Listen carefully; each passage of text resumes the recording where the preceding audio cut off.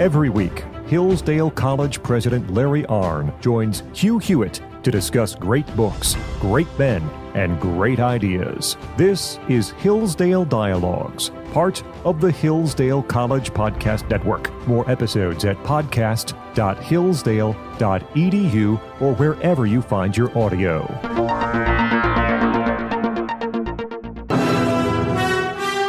Morning glory and evening grace, America. And some of you are saying, wait, it's not Friday.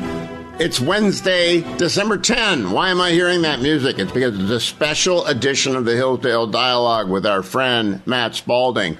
Dean Spalding, I want to get his title down correctly, the Kirby Professor in Constitutional Government and the Dean of the Van Andel Graduate School of Government at Hillsdale College, who oversees the Alan Kirby Center for Constitutional Studies and Citizenship at Hillsdale's Washington, D.C. campus, is now best-selling author, Matt Spalding, because I hold in my hand a brilliant book, The Making of the American Mind, the story of our Declaration of Independence. And I'm doing this hour with Dean Spalding on Wednesday so that you all run out to Amazon and get your gift-receiving friends who love American history this book, The Making of the American Mind. Dean Spalding, welcome. Have I ever told you the Frank Luntz Law? Do you know the Frank Luntz Law on selling books? No, what is that?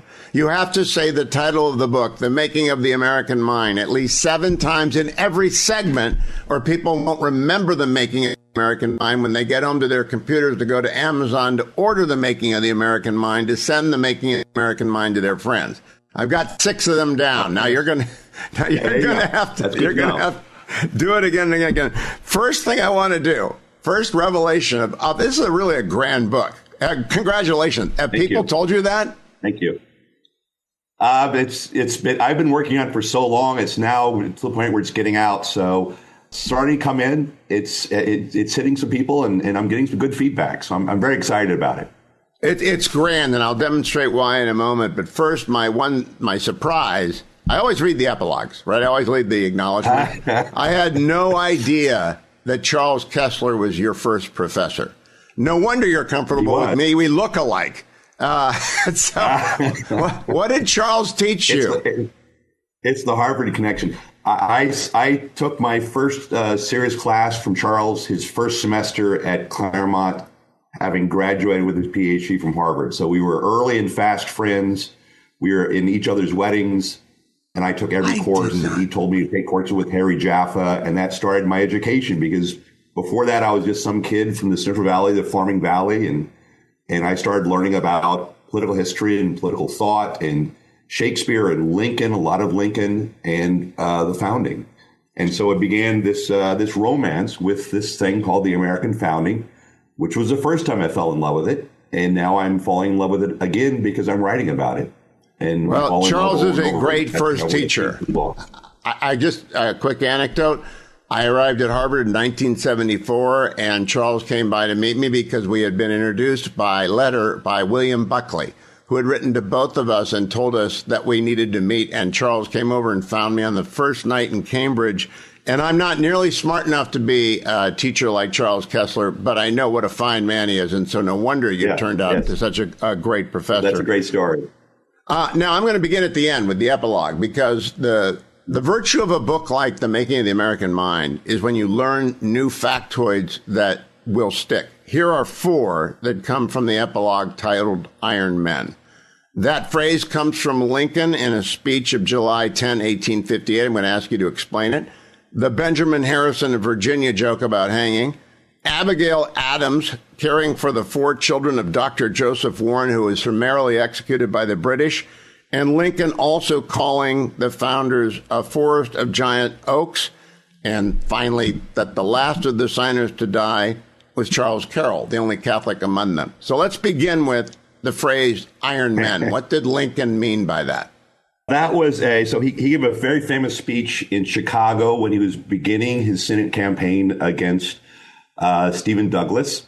And it was at a famous Chicago hotel. Douglas spoke there the night before in 1858. And it was near the 4th of July. Most of the speech is about Douglas. But towards the end of the speech, he gives some remarks about the meaning of the 4th of July. And the famous line in the speech, the famous part of the speech is where he talks about the Declaration being an electric cord, that it connects us with past generations. And when we read that Declaration, we are all blood of the blood and flesh of the flesh. But in passing and setting up that passage, he almost makes a passing remark where he talks about these great men and what they had done. And somehow we look back to what they had accomplished. And then in passing he says, they were iron men. And I just thought that was such a powerful description of what they were. So I used the speech to frame this epilogue in which I talk about the signers and what they did, especially in the revolution and in terms of their own fortunes supporting the revolution. Life, liberty, and sacred honor. And that brings me to Benjamin Harrison in Virginia, making a joke to Elbridge Gerry of Massachusetts about hanging. Do you recall the joke offhand? Because I'll never forget it. I do. Go ahead, tell it. So he was a rather portly fellow, and the other fellow was a rather thin fellow. And so when they were signing, they all signed as individuals in August, and they come up to the table and sign. And there was some gallows humor, and one of the best ones was when Harrison to his thin fellow, the portly man to the thin fellow, when we are hanged, sir, mine will be quick because of my weight. You will kind of swing in the air for a long time. It will be harder on you. You will dangle. It's funny. It's actually gallows humor. It's real gallows humor. In the best kind. And I connect that to a letter. Washington writes a letter to his brother when he refers to if we are caught, we will be hanged, et cetera, et cetera, et cetera. And I always wondered what he meant by et cetera, et cetera, et cetera. What more can they do other than just hanging them? Well, it turns out that Washington knew this, and I'm thinking he probably told them this when they were signing that declaration, that the punishment for treason under British law at the time was to be hanged, but then drawn and quartered. And even sometimes have your bowels taken out. So there was some et cetera there. The elegant writing, though, Matt Spalding, and my hat tip to you is, after the joke, you refer to Abigail Adams caring for her 4 children while John Adams was laboring away at Liberty, and caring as well for the 4 children of the widower, Dr. Joseph Warren, who was summarily executed by the British. I did not know that she did that. I did not know that he had been so executed. They would kill them all, those signers of the Declaration. They all would have been executed. Absolutely. And as a matter of fact, so Warren is killed at the Battle of Bunker Hill, which Abigail and her children, including John Quincy, watched from afar. And she's taking care of all of those children. He was executed when they caught him because they knew who he was. He was the head of the Massachusetts Provincial Council. But the signers, when they signed that declaration, literally were signing a death warrant. And we have ample evidence, much of which I give in that epilogue, that their homes were attacked. They went after them and hunted them down. They sent cavalry out to track them down. They went after those signers, not just as a matter of normal course of a war, but intentionally. And they went after their children. In some cases, they captured their children and they punished their children because their father would not turn and deny the Declaration of Independence. And I mentioned at the beginning, Charles Carroll, who is among the forest of giant oaks. That's what Lincoln calls the framers. He was a Catholic man, the only Catholic to sign the Declaration, but he was also the last of the signers to die. You note that he signed in his full name so that they would not mistake relatives. That's another detail I had never known before. Yeah, so he's Charles Carrollton, but there were others. His own father, and I think it was a nephew or cousin, I can't remember what, were also Charles Kessler. So he said Charles Carroll of Carrollton. It wasn't because he was some aristocrat. It was because he didn't want his other relatives to be killed mistakenly when they were identified.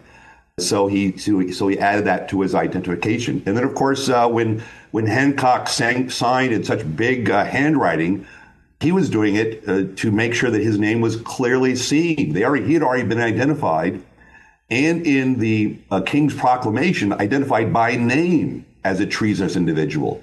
So he signed even larger than normal so the king would not mistake his name and would double the price on his head. Coming right back with Dean Matt Spalding on the making of the American mind. Stay tuned. Hillsdale College is a small, Christian, classical liberal arts college that operates independently of government funding, and we want you or your son or daughter to apply. At Hillsdale, students grow in heart and mind by studying timeless truths in a supportive community dedicated to the highest things. Hillsdale College costs significantly less than other nationally ranked private liberal arts colleges and receives regular recognition as a best value, and nearly all students receive financial aid. Our robust core curriculum, vibrant student life, and 8-to-1 student-to-faculty ratio make for an education like no other.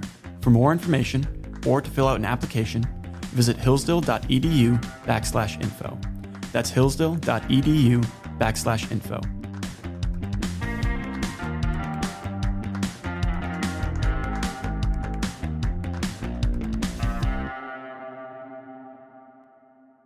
Welcome back, America. A special edition of the Hillsdale Dialogue with Dean Matt Spalding, whose brand new book, The Making of the American Mind, is the perfect Christmas present, not just for the people who love history in your life, but for every American who wants maybe to be clued in on why 1776 marked the beginning of our independent republic, our great commercial republic, our land of liberty.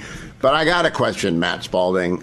In the introduction, titled Falling in Love Again, you open with a C.S. Lewis quote, which reads, "And with that plunge back into my own past, there arose all at once, almost like heartbreak, the memory of joy itself, the knowledge that I had once had what I now lacked for years, that I was returning at last from exile and desert lands to my own country." Now, that joy is his wife. That is from Surprised by Joy. Why did you make that choice? There's a thematic here, and C.S. Lewis is in many ways my guide. That book, his autobiography, Surprised by Joy, talks about joy as his wife. But the other thing he talks about is the joy he had when he studied great history, because that great history drew him towards more permanent things and ultimately towards eternal things. Indeed, he describes his study of history as what ultimately started him down his path of a Christian conversion. So there is this sense, I actually do think that you get this in the Declaration properly understood, that the Declaration, which is on the one hand mere history, really draws you towards more permanent questions about the nature of man. And then there actually is a theology of the Declaration that really draws you and indeed points you towards a larger understanding of eternal things. And I think that's actually what is what C.S. Lewis meant. He explained what he meant by these surprises of joy that he is sometimes struck by when he has these glimpses of the eternal.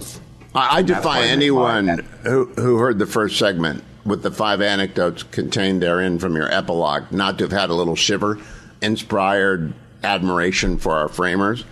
Now I want to move on to this. It's so many great. You did so much work on this, and then you wove it together. Tocqueville going to the parade in Albany. Now, I've read Democracy in America. I've actually gone over it at length here on the Hillsdale Dialogue with Dr. Arnn.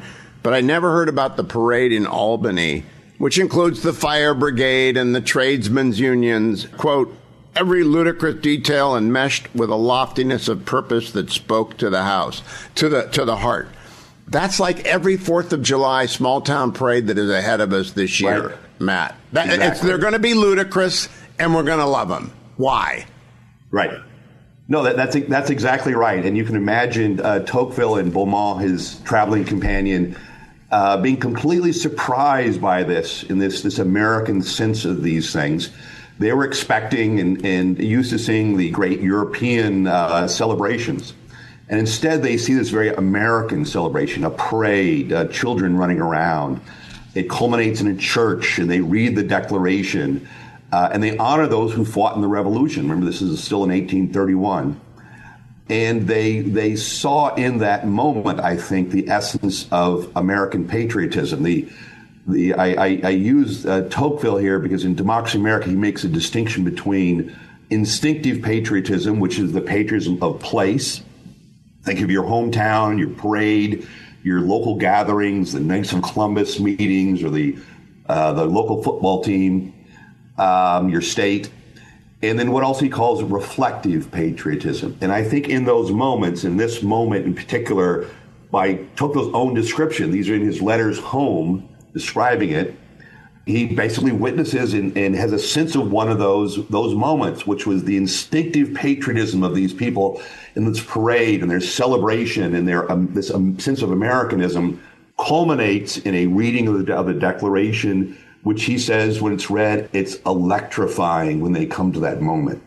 You know, I for years attended a For years, I attended a 4th of July party given by my friend Tim Cook, at which he always read the Declaration of Independence, and I thought it unique and wonderful. Turns out it's not unique. It is wonderful. I hope Speaker Johnson finds an opportunity at some time. He's a constitutional officer as opposed to the leader of the Senate. He's named in the Declaration, in the Constitution. I hope he reads the Declaration from the rotunda at some point. Do you think he will?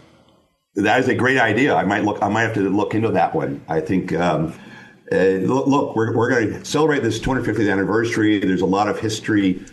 Oftentimes we read the Declaration and we just kind of take it for granted. But I think that there is something here that's more powerful, which is why I wrote the book, but also it's the full story, the narrative, the meaning of the document we have to revive in the American soul. And the Declaration does that. It really is America's poetry.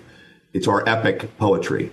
It is poetry. And one of the things you bring, again, I think I know the founding pretty well, but in the making of the American mind, on page 191, I'm jumping around. Now I'm into my jumping around notes.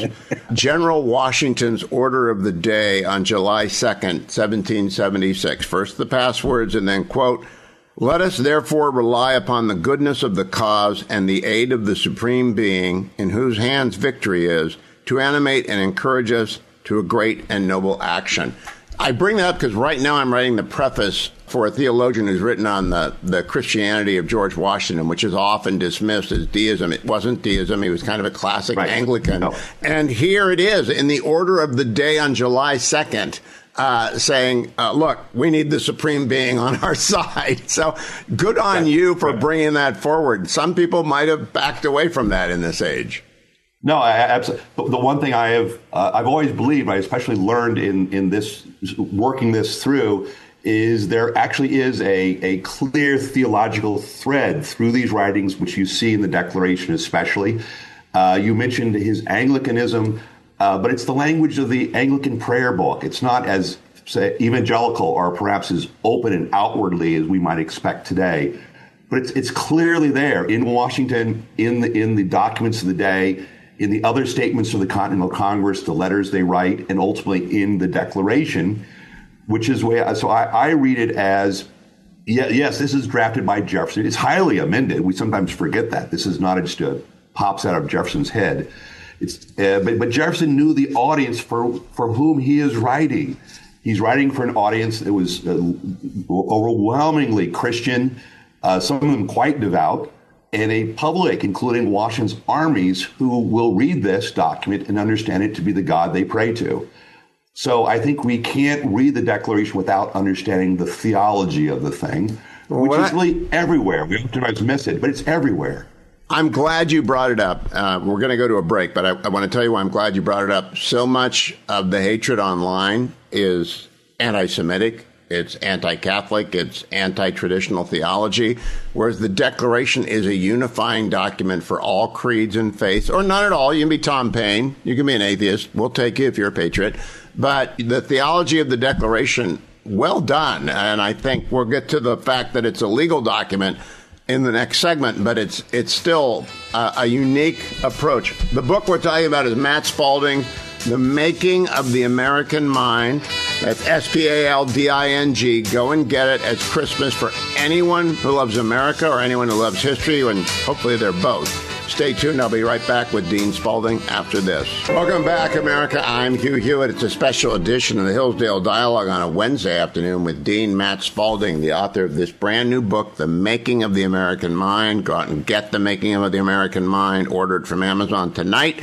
Make sure you get it delivered to your gift-receiving friends who love history and love America. The lawyer heart in me sang out, Matt Spalding, because I wasn't smart enough to be Charles Kessler and study Straussianism. I had to be a lawyer. But you recognize the Declaration is a legal document, using, for example, the term therefore. You note that on page 198, which signifies the binding nature of the language in the Declaration. Expand on that, because I'm so glad you made the point. It is a legal document. Well, we sometimes forget this, and it's not merely a rhetorical occasion. Part of this goes back to the long history of great English documents. And one of the things I track is the extent to which the Declaration, in many ways, models previous great English declarations. A declaration itself is a legal document made by a legitimate legislative body, whether Parliament or, in this case, the Continental Congress. It's clearly laid out like a legal document. It actually follows the order of a common law legal document. And it ends with it's a series of prepositions that end with a therefore clause. It's passed by a legislature. It is debated and treated as a piece of legislation, of law, that will be a public law. And it's the public law that goes with the Declaration of Independence, meaning the formal declaration on July 2nd, 2 days earlier. So I think we can't look at it but as a legal document, which underscores all of these other things we've been talking about. This is, I give all due honor, as Lincoln would say, to Jefferson for what he wrote, but it was ultimately a congressional document. It's heavily edited by the Continental Congress. It's a work of a legislature, and it is produced by a legislature, and it is issued by a legislature, and it's signed by members of that legislature.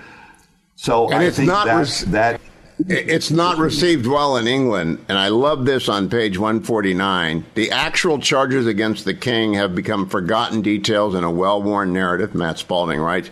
Yet for the British, the officials in London, as well as the loyalists in the colonies, this section of the Declaration was the primary focus because it was the primary attack. The grievances, you note, were also the most debated and edited portion of the document. I always talk about the officials going out to eat up our resources when I inveigh against the administrative state, but I didn't know that it scored, it wounded, it got their attention. Yes, no, it absolutely. They thought the rest of it was nonsense, and when they hired their hired gun to respond, because they couldn't officially respond, John Lynn wrote a pamphlet that was kind of an unofficial pamphlet. He focused almost exclusively on the grievances. That was the attack, because that's what attacked the king in his royal person. And it also kind of backhandedly devalued the power of Parliament. So they saw that as the key thing. So I actually spent a lot of time going through those grievances one by one to try to put them in some sort of pattern. There doesn't seem to be a pattern on its face, which is why we don't usually read them. They don't follow the same kind of rhetorical beauty, if you will. But there's a pattern to them, and especially in 1776, if you're a colonist or if you're the British, everyone knew exactly what they're referring to, and it builds in a pattern based on abuses of the law by the king, usurpations of legislative power by the king, and ultimately the king's war on the American colonists, his war against human nature, essentially by the barbarism, making war on his own people. So the grievances are crucially important. I would remind every television viewer in America who likes legal dramas, there's opening argument, there's evidentiary proceedings, there's conclusion argument. And this is the evidentiary proceedings part. I think that's a fair analogy, Matt Spalding, isn't it? I think that's exactly right, and that's how they looked at it. Remember, they're legislators writing this. That's how they looked at it, and that's clearly how the British looked at it when they read the document. Here's the evidence. So if we're going to destroy the case, we've got to destroy the evidence. When we come back, we're going to talk about the opening argument, because that is the heart of the theology of the Declaration. Once again, Matt Spalding's brand new book, In Time for Christmas, The Making of the American Mind, or if you're listening to the replay of this episode on January 2nd, you got a gift card for Christmas and you don't know what to do with it. Here you are, The Making of the American Mind, the story of our Declaration of Independence. Be smart as we go in the growing enthusiasm for our 250th birthday. Come right back. Dean Spalding will be here. Hey there. Today, I want to tell you about the Hillsdale K-12 Classical Education Podcast. This unique show explains how children benefit from an American classical education. Whether you're a teacher, student, or parent, you'll find something of value on the show. You'll hear from teachers and administrators from schools around the country, as well as Hillsdale professors and friends who are leading the effort to revive the American tradition of K-12 education. When you listen, you'll learn all about classical education, what it is, how to teach it, and why it matters today. And there are dozens of back episodes on specific topics, like teaching Singapore math, reading great books, and even understanding how athletics is critical to a child's development. Listen every Monday on podcast.hillsdale.edu. That's podcast.hillsdale.edu or wherever you find your audio. Welcome back, America. I'm Hugh Hewitt. On this Wednesday, you're driving home with Dean Matt Spalding from Hillsdale College. He's got a brand new book out, The Making of the American Mind. Perfect for your Christmas shopping. Remember, The Making of the American Mind by Matthew Spalding. Whoever you give it to will be very, very thankful. It's just elegant, wonderful writing and reading. Chapter 2, Matt, I saved for this penultimate segment, The Laws of Nature and Nature's God. In this chapter, you cite Plato, Aristotle, Cicero, St. Augustine, Koch, Hooker, and Locke, but you don't do it in a way that is overwhelming. I mean, you do it in a way that brings people into the idea that there is a thread running through all of recorded human history that culminates in the Declaration of Independence. I think it's brilliantly done. I thank you for that. That coming from you, that's a great compliment. But yes, no, I think what is overwhelmingly here is, sometimes when we study these things, we miss the forest for the trees, and we focus oftentimes on Locke exclusively, or this, that, or the other. Locke is important. I don't mean at all to diminish Locke, but the more important question here is, what did the Americans understand, not what Locke understood? And the Americans are clearly shaped by this broader, longer, older tradition, going back to the Greeks and the Romans. The Roman influence on our education is much more important than I thought was historically the case. And they're also deeply shaped by the whole Christian tradition. Not only the Christian tradition growing out of the Thomistic natural law tradition in the medieval ages, but that Christian tradition, which is shaped especially by someone like by Richard Hooker, the great Anglican divine, who, among other things, when he writes his book, footnotes extensively Thomas Aquinas and Aristotle. So there's just clearly this tradition. So then the question becomes, where do the Americans see themselves in that tradition, which is a tradition that transcends the whole immediate, more recent, if you will, Lockean tradition, which is a part of that. And I think they read Locke through those lenses, and that is what really shapes the whole moral horizons which this document is written. We've got the notes on the Constitution from James Madison, who took center stage, sat front and center so he could take these copious notes on the framing of the Constitution, which follows 13 years later. Do we have anything about the Continental Congress as they approach this declaration and whether or not they're citing Hooker or going to Aristotle? Do we have anyone who was keeping notes? We don't. There are records of the Continental Congress, and you can read those day to day, and there's lots of interesting things we can learn there. But there is no written record, because it was done secretly and quiet and behind closed doors. No record of the editing debates, which went on for 2 full days about the Declaration. And then we don't necessarily have a lot of the correspondence and back and forth between Adams and Franklin and Jefferson in drafting the document in particular. So I think we have to rely on other things that were written. The Continental Congress did write other pamphlets. There are private letters. There are all sorts of things we can look to. But we don't have the same record as we have for the Constitutional Convention. But that shouldn't prevent us from looking at the words of the Declaration. One of the things I emphasize here is that the terms, as Hugh, you would know as a lawyer, when you write a legal document, the terms of art that are used have meanings.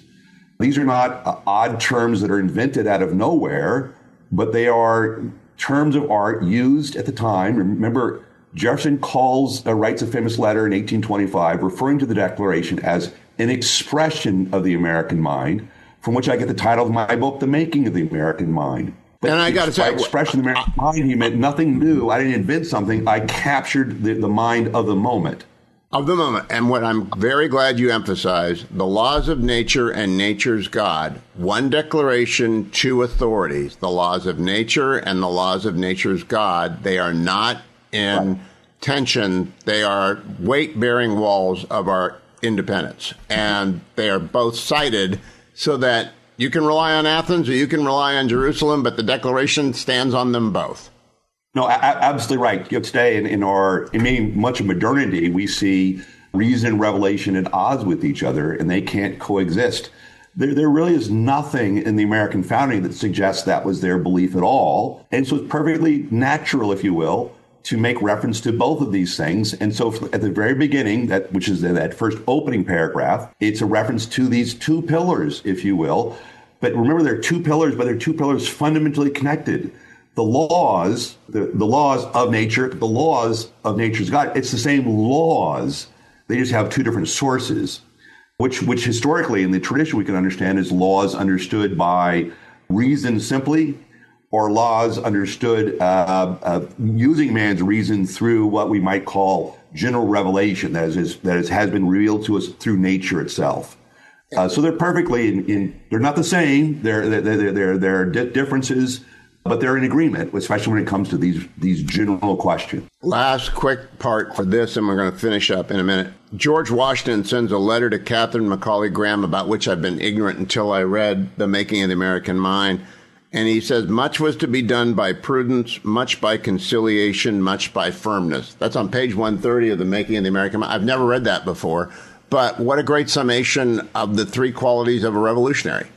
No, absolutely. And I have a whole chapter in the book on the question of prudence, which, the Declaration has these principles, all men being created equal, chief among them, but then its prudence will dictate. And prudence in particular is a classical virtue, which is the key practical verb, if you will, of the Declaration is this movement of prudence. Again, it signals to us very clearly, it's a dominant, extremely important word in political writing and in law. And it really signals to us that this document is not written in the modern world. This is written in this older understanding of the nature of things. But one we need to recover. Not a modern French Revolution.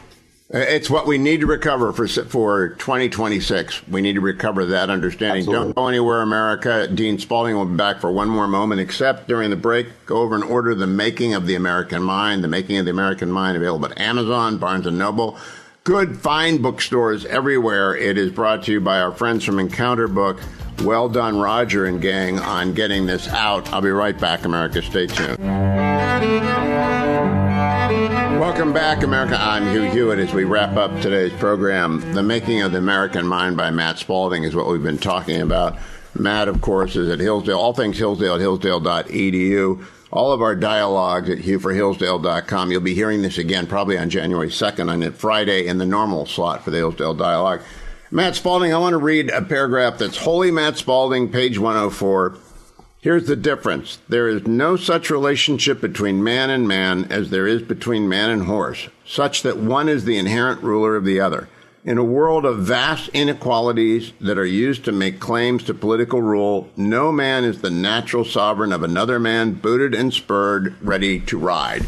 Well said. Why don't you explain it a little bit in the 2 minutes we have left? Well, the central proposition here they've turned to solve the problems, political and theological and philosophical, is this idea of human equality.